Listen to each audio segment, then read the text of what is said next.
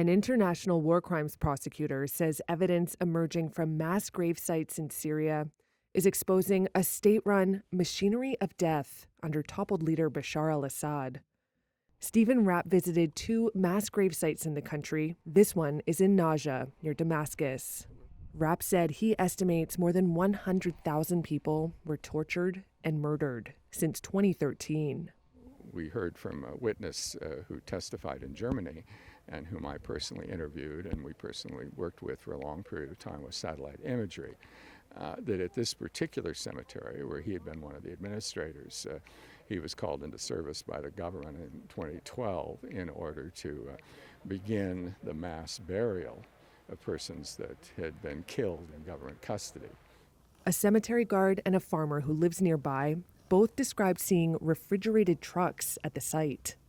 The guard said there were large pits for bodies, as well as graves that would hold about half a dozen people.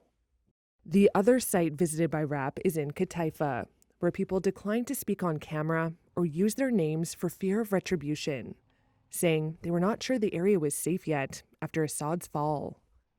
One called it a, quote, place of horrors. This satellite imagery analyzed by Reuters showed large-scale digging began at the location between 2012 and 2014 and continued up until 2022. The head of U.S.-based Syrian advocacy organization, the Syrian Emergency Task Force, has estimated at least 100,000 bodies were buried in Qataifa alone. The International Commission on Missing Persons separately said it had received data indicating there may be as many as 66, as of yet unverified, mass grave sites in Syria. More than 157,000 people have been reported missing to the Commission. Rapp led prosecutions at the Rwanda and Sierra Leone war crimes tribunals. He told Reuters that in Syria, quote, thousands of people were working in this system of killing, and that nothing has been seen like this since the Nazis. Every family seems to be affected by a disappearance, and they cry out for answers about what happened to their child. There's still faint hopes that somebody could be found alive.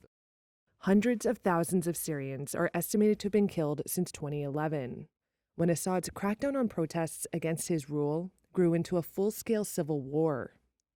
Syrians, rights groups, and other governments accuse Assad and his father of widespread extrajudicial killings. Assad had repeatedly denied that his government committed human rights violations and painted his detractors as extremists. A lightning offensive by rebels ended more than 5 decades of iron-fisted rule by his family.